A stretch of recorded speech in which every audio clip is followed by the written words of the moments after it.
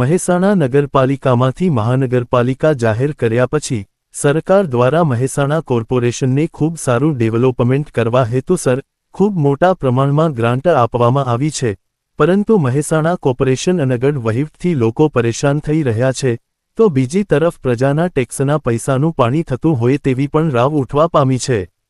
તો આજે મહેસાણા કોર્પોરેશન દ્વારા મહેસાણાનું હાટ સમાન તોરણવાડી ચોકને હેરિટેજ બનાવવામાં માટેની કામગીરીના વિરોધમાં આજે મહેસાણા બજારના વેપારી મંડળ દ્વારા કલેક્ટરને આવેદનપત્ર આપવામાં આવ્યું છે।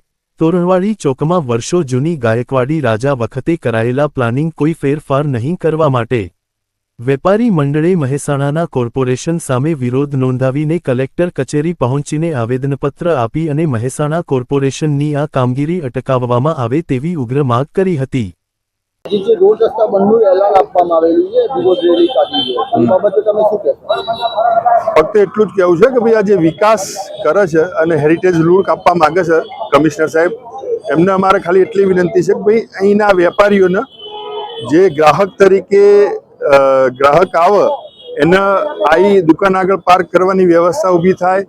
અહીંથી જે 7 રોડ રસ્તા છે એના જે એક્સેસ બંધ કરી દીધા છે, તો અહીં ટ્રાફિકની સમસ્યા વિકટ બની જાય અને અમે અહીં આગળ વેપારી તરીકે જે સાધન લઈને આવીએ એ અમારું ક્યાં પાર્ક કરીએ? કમસે કમ 2000 લોકો એવા છે કે રોજ સવારે તોણી માતા ચોકના આજુબાજુના અંદર આવીએ છીએ અને પોતાનું સાધન ક્યાંક ને ક્યાંક પરાણે પાર્ક કરીએ છીએ। ટ્રાફિકની સમસ્યા ઓલરેડી બહુ છે, આમાં કંઈક ઓછું થાય ટ્રાફિક એવી વ્યવસ્થા ઊભા કરવાના બદલે અહીં ટ્રાફિક વધે એવું આ હેરિટેજનો ડિઝાઇન કરેલી છે।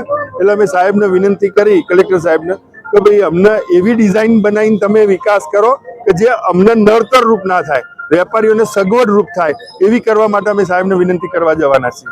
આભાર। અસ્તુ। આજની વિરોધ રેલી વિશે શું કહેશો? તોરણવાડી ચોકમાં એક ધાર્મિક ચોક છે।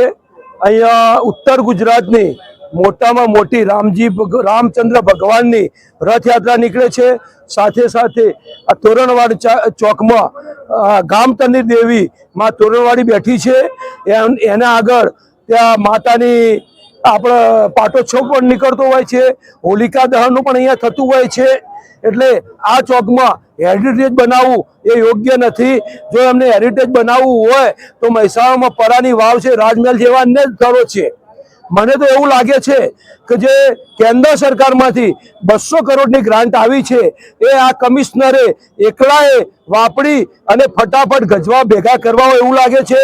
તો સ્થાનિક સ્વરાજની ચૂંટણીઓમાં ટૂંક સમયમાં આવશે, એમાં અમારા જનતાના પ્રતિનિધિઓ જે ચૂંટાશે એ 53 વોર્ડના જે પ્રતિનિધિઓ 53 જે પ્રતિનિધિઓ ચૂંટાશે એ ચૂંટાયેલા પ્રતિનિધિઓ ભેગા થઈ અને આ ગ્રાન્ટ કેવો વાપરવી એનો નિર્ણય કરે તો અમને બહુ સારું લાગશે।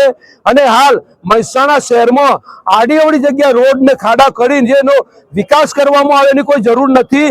હાલ મહાનગરપાલિકામાં જે 26 ગામડાનો મહાનગરપાલિકામાં ભરતી કરવામાં આવેલી છે, જોઈન્ટ કરવામાં આવ્યા છે, એ ગામડાઓનો વિકાસ કરવાની જરૂર છે। આ 200 કરોડ રૂપિયા ગ્રાન્ટ કેવા વાપરવાની જરૂર છે। બીજા આવા જ સમાચાર જોવા માટે અમારી ચેનલને સબસ્ક્રાઇબ કરો, બેલ આઇકોન બટન દબાવો, લાઇક કરો અને શેર કરો। બેલ આઇકોન બટન દબાવો, લાઇક કરો અને શેર કરો।